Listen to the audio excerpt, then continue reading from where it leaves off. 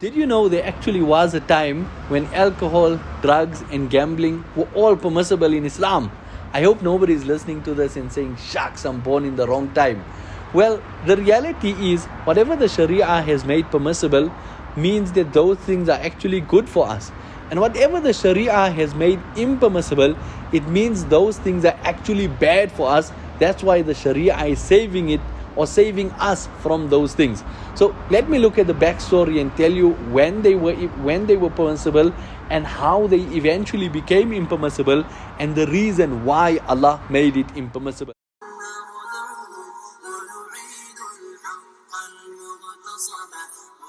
Bismillah wa salatu wa salam ala Rasulillah wa ala alihi wa ashabihi ajma'een wa ba'd.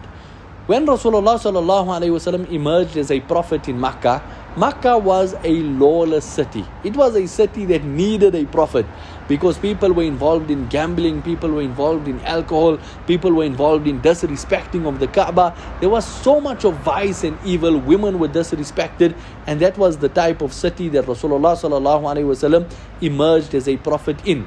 So Allah, through His divine wisdom, was building capacity in these new believers in order to raise them to a level that when the ruling is then revealed, they are now in a position to practice on that ruling without any resistance.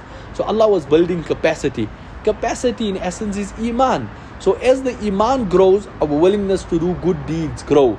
As Iman grows, our willingness to stay away from sins also grows. So Allah was building Iman in the people before the rulings of the impermissibility of these things were then revealed. So let's look at, before we speak about these verses, let's understand addiction. Addiction is the opposite of connection. A person who has a functional, healthy life ought to be connecting with three avenues of healthy, meaningful connections. The first is connecting with himself. He should be loving and respecting himself. He should be knowing himself. He shouldn't be willing to harm himself. That's the first connection. The second connection is he is connecting with those around him. Meaningful connections. Not just connections where he can get what he wants, but meaningful connections of give and take, mutual respect, admiration, appreciation. That's the type of connections he should be having with those around him. And the third form of connection is connecting with Allah.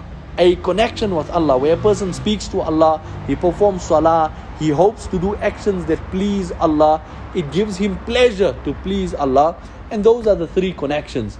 But as a person gets involved in addiction, what happens in the process is he disconnects with these three and now he reconnects with an object. Now that object may be drugs, that object may be gambling, or the experience may be gambling, but he's connecting with an object or an experience instead of connecting with these three avenues of connection. Now why would he now start to connect with an experience or thing? You see, the thing of all addictive avenues is they all provide for us a mood change, meaning a euphoric feeling, meaning we get high or we get happy, and that's what it provides for us. Now these three meaningful connections may also provide us the mood change, but they are somewhat unreliable and they make you work for the mood change.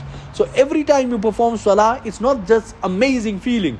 You have to work on your dhikr, you have to work on your ibadah, and then you perform salah and then you get an amazing feeling. But it's not just every time I open the Quran, automatically I'll get an amazing feeling. Sometimes Allah gives you the feeling, sometimes Allah makes you work for it. Your relationship with family and friends, sometimes they are not available to connect with. Sometimes they are just not in the mood. And with yourself, in order for you to connect with yourself and enjoy a good mood change from yourself, you have to be working on yourself. So your body first demands that you go for a run before you can feel excellent, or you go to the gym and you exercise before you can feel excellent, or you have to accomplish a task before you feel excellent. But when it comes to connecting with objects or events, you don't need to work for it. You take a line of cat, a person snuffs that line of cat, instantly his mood changes. Or a person goes to the casino, he sits in front of the slots and he starts to gamble, instantly his mood changes. Or a person is a food addict, as soon as he eats the food, his mood changes. So it's a reliable form of mood change, but it comes at sabotaging these three important relationships. The relationship with yourself, the relationship with those around you, and the relationship with Allah. Now let's speak about these verses. of when they were revealed. And these verses will highlight to us how damaging addiction actually is and how damaging alcohol and drugs actually are. From the onset, I must clarify one important thing, that none of the modern street drugs today are mentioned in the Quran. There's no verse about weed. There's no hadith about cocaine. Why? Because obviously these things didn't exist during the time of Sayyidina Rasulullah sallallahu alaihi wasallam. But when Allah and His Rasul used the word khamr, which means intoxicants, ma khamar al-aqlu, anything that clouds your mind, it includes all forms of intoxicants, because the modern day intoxicants and drugs have the same or similar effect to what alcohol had back in the day. So it includes all of these things. So now Rasulullah sallallahu alaihi wasallam, after time had passed, Rasulullah sallallahu alaihi wasallam had now migrated to Medina. But Medina was also a corrupt society. People were also gambling in Medina. People were also drinking alcohol in Medina. So now this problem, the same problem in Makkah, was now prevalent in Medina. So Sayyidina Umar radiallahu anhu, Sayyidina Mu'adh bin Jabal radiallahu anhu, and some of the other Ansar came to Rasulullah sallallahu alaihi wasallam, and they said, "O Nabi of Allah, alcohol is causing and gambling are causing two issues in our society. The first issue it is causing in our society is that it is causing people to have a poor money management. Money that is meant for certain important purposes. A person needs to pay school fees. A person needs to pay their rent. A person needs to buy food. But is using that important money on alcohol and gambling, so it is causing poor money management, and as a result so many people suffer." The second thing that Mu'adh bin Jabal and Sayyidina Umar radiallahu anhu and these Ansar raised is they said, "O Nabi of Allah, it is causing people's minds to become clouded, where they would normally take smart decisions. Suddenly when they're under the influence, they're taking poor decisions, and that mind clouding is causing them to fall into sins." So notice the first thing that they are mentioning is the person is neglecting himself and is harming himself. He has poor money management. Everybody has a goal of one day becoming financially independent or reaching a point of contentment. Here he's harming himself through the addiction. And secondly, he's harming his own spiritual growth. He's sabotaging his own spiritual growth. So he's now neglecting himself as a result of this addiction. So now Allah revealed a verse. The very first verse revealed in this regard. Allah revealed, وَيَسْأَلُونَكَ عَنِ الْخَمْرِ وَالْمَيْسِرِ. O Nabi of Allah, when they ask you about gambling and alcohol, قُلْ فِيهِمَا إِثْمٌ كَبِيرٌ. Say to them, in it is major evil, major sin. وَمَنَافِعُ لِلنَّاسِ. But there is some benefit for people. وَإِثْمُهُمَا أَكْبَرُ مِنْ نَفْعِهِمَا. But the harm far outweighs the benefit. And this was the first verse. When this verse was revealed, a large chunk of the Sahaba said that, look here, if the harm outweighs the benefit, if it's going to cloud my judgment, causing me to fall into sins, if it's causing me to have poor money management, meaning where the money is due to my children and my wife and my dependents, I'm squandering the money in other avenues, that is reason enough for me to abstain from alcohol. And then a big chunk of the Sahaba now abstain from alcohol. But alcohol was still permissible. Allah didn't tell us to stop immediately. Allah didn't say everybody stay away from it immediately. Allah didn't say it was haram. So it still remained halal. Some time had gone by until eventually Sahaba radiallahu anhum gathered for a meal. Now remember, we are talking about good people, and they were not getting involved in any sins. This was permissible. So they enjoyed a meal, and after the meal alcohol was served. Now that the alcohol was served, they were under the influence. They were slightly tipsy. And the time of Isha Salah had come, and they weren't willing to miss Salah even under these circumstances. So a great Sahabi, with the greatest of respect, Abdurrahman bin Auf radiallahu anhu, he leads the Salah. And as he's leading the Salah, he's reciting Surah Kafirun, and he makes a mistake in the Surah. He goes back and tries to correct it, and he makes a mistake in the Surah. He goes back a third time and he tries to correct it, and he makes a mistake in the Surah. Finally completely distorting this very easy surah. So then Allah revealed the next verse with regards to alcohol, gambling, intoxicants, all of these things. Allah revealed, Ya ayyuhalladhina amanu la taqrabu as-salata wa antum sukara. O you who believe, don't go close to salah when you are intoxicated. Now, the ruling was basically, if you are under the influence, you stay away from salah. Eventually, when you sober up, then you purify yourself and then you come to salah. But there is a risk. There is a risk that the salah time may be completely missed while you are under the influence.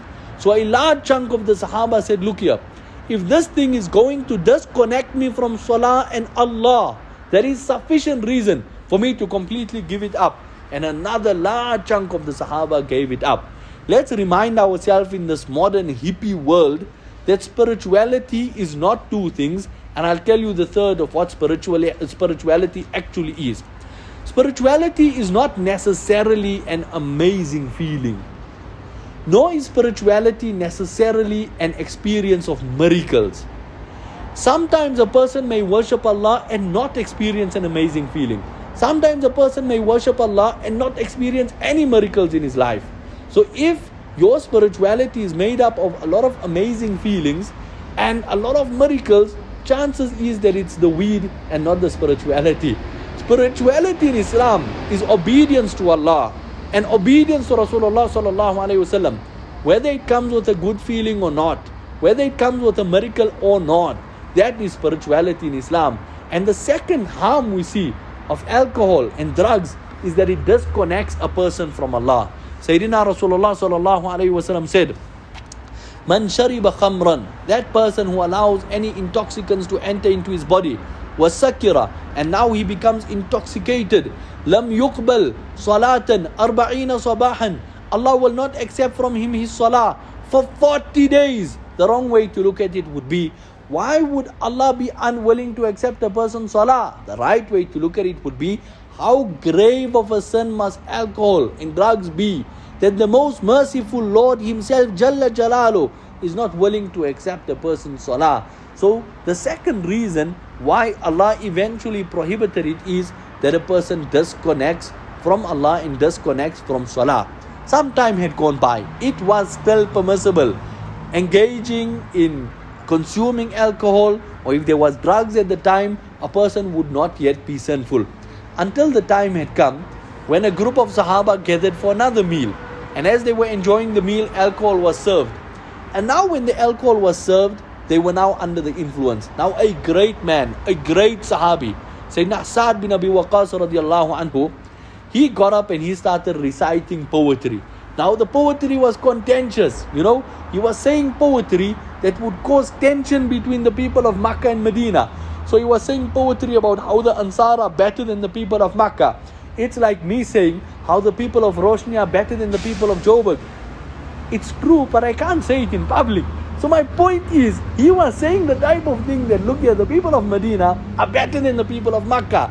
And that became a heated thing until one youngster from the Ansar picked up a bone and he struck Sayyidina Sa'd bin Abi Waqqas radiallahu anhu with that bone, causing serious injury to Sayyidina Sa'd bin Abi Waqqas radiallahu anhu. So the next day the news reached Rasulullah sallallahu alaihi wasallam. Rasulullah sallallahu alaihi wasallam knew that this Ansari boy is a good boy. He knew that Sa'd bin Abi Waqqas radiallahu anhu is a good man. Had it not been the influence of the substance, nothing would have went down.